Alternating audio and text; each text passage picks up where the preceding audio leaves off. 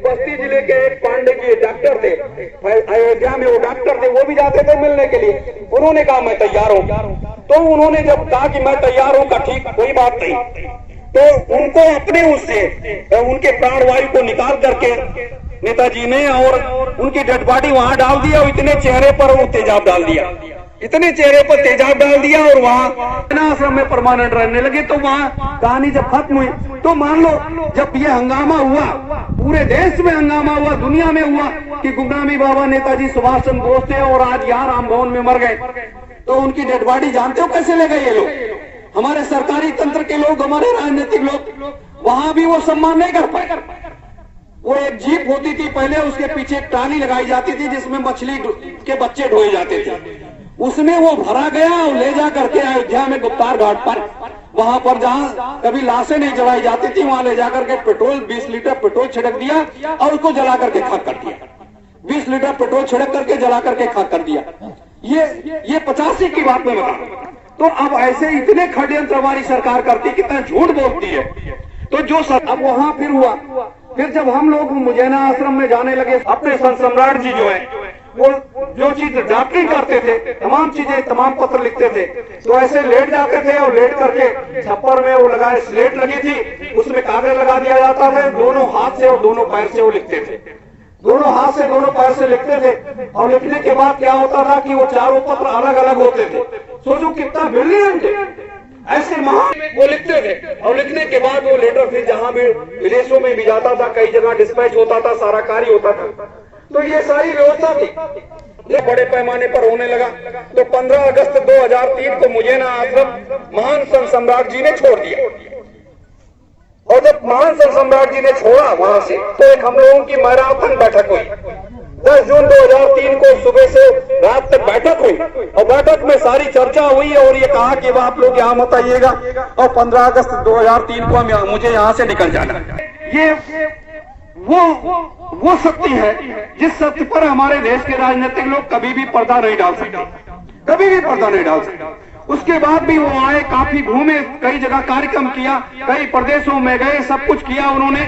लेकिन सब कुछ करने के बाद फिर जब संत सम्राट जी ने सीधी बात कहा ये भारत की जनता जो है ना, ये इतना अमूढ़ हो चुकी है, तो कहा कि देश के राजनीतिक लोग जब देश की जनता का एक एक बूंद खून चूस लेंगे, इनके पास जब फटरी बचेगी तभी ये आएंगे, उसके पहले ये आने वाले नहीं। ऐसे कहा, जब इनके पास फटरी बचेगी तभी ये आएंगे, उसके पहले ये आने वाले नहीं। ये उन्होंने कहा, संत सम्राट जी ने कहा, और उसके बाद जो है आगे के रास्ते को उन्होंने तय किया। वो अलग रहस्यमय बन गए, ये पहले से रहस्यमय बना हुआ था। एक रहस्य को हमारी सरकार या देश के राजनीतिक लोग सॉल्व नहीं कर पाए, और दूसरा रहस्य जो, तो अब ये सरकार उलझ गई, अब ये सरकार उलझ गई और अब इसको दबाया कैसे जाए? सोचिए, भारतीय सुभाष सेना की आवाज को दबाने के लिए हमारे देश के प्रधानमंत्री ने षड्यंत्र किया। अभी एक हफ्ता पहले कि भारतीय सुभाष सेना की आवाज को दबाया कैसे जाए। एक 80 व्यक्तियों की कमेटी बनाई। कमेटी बनाने के बाद उसमें कई प्रदेश के मुख्यमंत्री और कई फिल्म स्टार, कई लोगों को उन्होंने शामिल किया कि ये 1 साल तक नेताजी सुभाष चंद्र बोस का, गुमनामी बाबा नेताजी थे, वो 85 में खत्म हो गए। ये प्रचार करवाने के लिए हमारे प्रधानमंत्री जी ने किया। दूसरी की, नेताजी ने कभी शादी नहीं की। हमारे प्रधानमंत्री जी कह रहे हैं कि अनीता बोस जो एक लड़की है, ये जो है ये उनकी जो है नेताजी सुभाष चंद्र बोस की बेटी है, उसको भी कमेटी में शामिल किया। वो विदेश में रहती है, सोचिए, उसको भी शामिल किया था कि एमिली सेंटर एक थी आजाद हिंद फौज में, तो उनको ला करके और ये दुनियादारी किया कि ये नेताजी की पत्नी है, ये और ये लड़की है, ये दुनियादारी, बड़ा सम्मान दिया, सब कुछ किया बदनाम करने के लिए। लेकिन उस समय भी उनके परिवार के लोगों ने या देश की आम जनता ने उनकी बात पर विश्वास नहीं किया। और जबकि जो बताते हैं लड़की नेताजी की लड़की है, ये वो जो है विदेशों में रहती है। जिस स्कूल में उसका एडमिशन हुआ उसके बाप का नाम दूसरा लिखा हुआ है, वहाँ अनीता पप लिखा हुआ है। तो अनीता पप, अनीता ब्रिजेट, अनीता बोस करके, तो ये सरकार जो है ये षड्यंत्र करना चाहती है, बदनाम करना चाहती है और इस मामले को दफन करना चाहती है। लेकिन इतनी आसानी के साथ दफन होने वाला ये मुद्दा नहीं है। हमारी सरकारें दफन हो जाएंगी, लेकिन कभी भी ये मुद्दा दफन नहीं होगा, क्योंकि जिस तरीके से इन महापुरुषों की तैयारियां तेजी के साथ आगे बढ़ रही हैं, आगे चल रही है, उसको रोक पाना हमारे देश के राजनीतिकों की बस की बात नहीं है। आगे चल करके देश में कितना बड़ा गृह युद्ध होगा, इतना बड़ा गृह युद्ध होगा जिसको संभाल पाना हमारे देश के राजनेताओं की बस की बात नहीं है।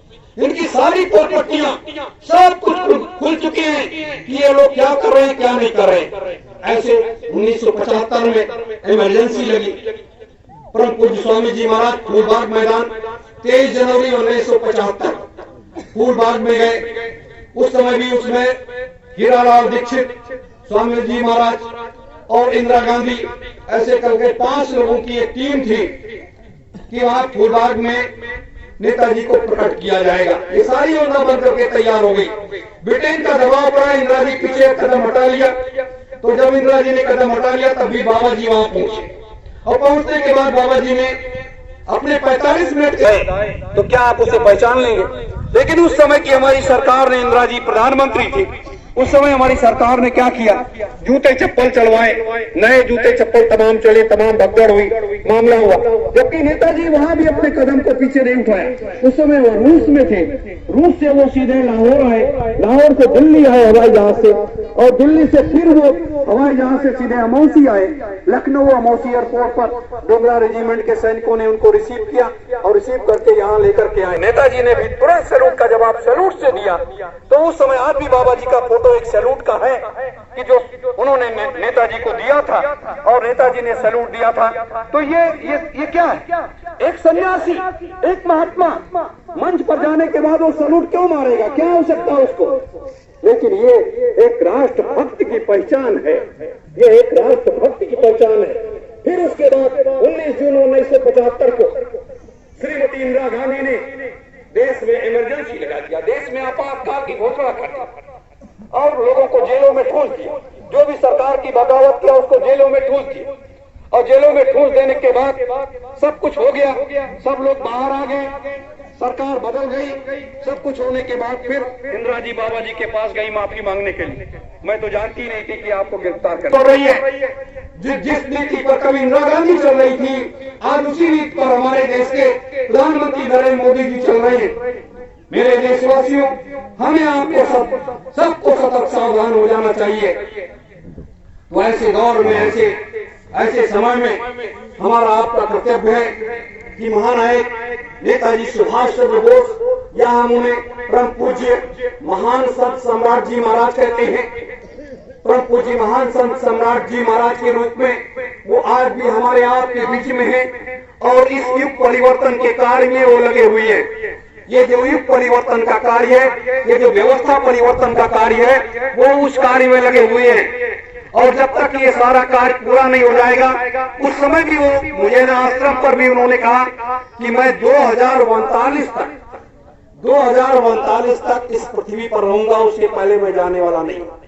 2039 तक देश और दुनिया में अमन चैन कायम हो जाएगा, खुशहाली आ जाएगी, और 10-20 साल आराम से मैं जो ये फल पेड़ लगा रहा हूँ, इसका फल खाने के बाद जब ये जान लूंगा कि अब यहाँ किसी प्रकार की कोई समस्या नहीं रह गई, तब मैं जाऊंगा, उसके पहले मैं जाने वाला नहीं।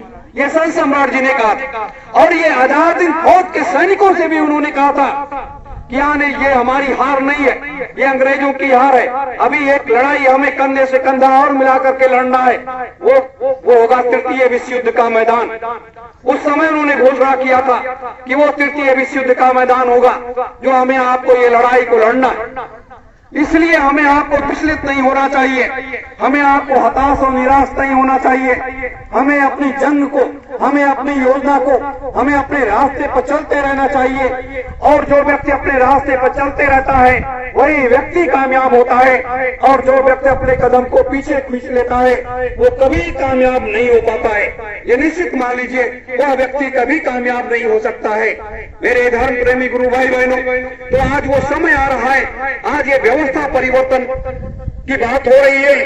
आज पूरे देश में जितने भी सुभाषवादी संगठन हैं, कोई उनको मुर्दा मान करके उनका जन्मदिन मना रहा है और कोई उनको जिंदा मान करके मना रहा है। कोई मुर्दा इसलिए कि उन्होंने जो कार्य किया उसके लिए उनकी सराहना करते हैं, उनके जन्मदिन पर उनकी जयंती मना रहे हैं। लेकिन हम लोग अपने गुरुदेव को साक्षी मान करके अपने गुरुदेव के लिए प्रार्थना करते हैं कि वो दीर्घायु हो, हजारों साल वो इस पृथ्वी पर हमेशा बने रहे, जिससे इस पृथ्वी पर किसी प्रकार की कोई अव्यवस्था नहीं फैल पाए।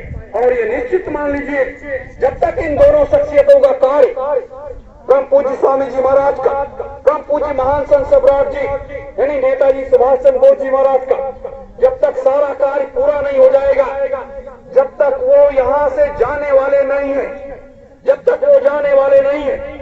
और जो लोग ऐसा कहते हैं कि वो तो चले गए, तो ये समझ लो वही व्यक्ति चला गया इस संसार से, वही व्यक्ति इस संसार से चला गया।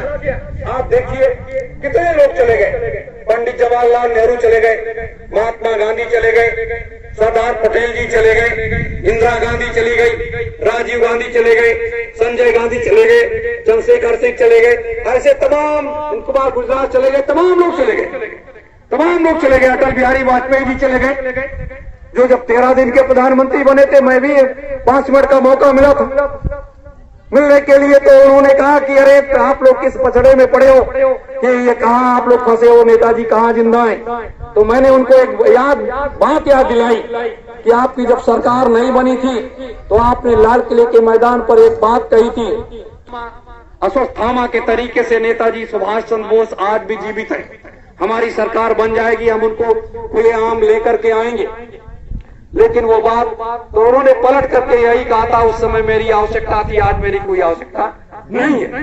सोचिए तो हमारे देश के प्रधानमंत्री किस तरीके से बदल जाते हैं, वो भी चले गए। अब वर्तमान में 2014 में जब नरेंद्र मोदी जी देश के प्रधानमंत्री नहीं थे, तो वो कलकत्ता में जाकर के यही कहे कि हमारी सरकार बन जाएगी तो हम नेताजी के मान सम्मान को आगे बढ़ाएंगे। फिर हम लोगों ने एक दबाव बनाया, फिर उन्होंने जाकर के अंडमान निकोबार में कहा कि नेताजी सुभाष चंद्र बोस जिंदाबाद के नारे लगाए और बड़ी खुशी का मामला किया। लेकिन जब यह देखा कि भारतीय सुभाष सेना के लोग किसी तरीके से पीछा छोड़ने वाले नहीं है, कई ऐसे सुभाषवादी संगठन भी हैं जो इसमें लगे हुए हैं, कोई पीछा छोड़ने वाले नहीं है, तो उन्होंने एक नया रास्ता तैयार कर लिया कि ये नेताजी सुभाष चंद्र बोस की बेटी है और ये जो है ये बताएगी देश की जनता को कि ये नेताजी थे, वो 85 में हमारे पिताजी खत्म हो गए, अब वो इस संसार में नहीं। अभी तक वही बेटी बता रही थी कि हमारे पिताजी 1945 में हवाई जहाज दुर्घटना में मर गए, अब वही बेटी बताएगी कि हाँ वो 85 में मर गए।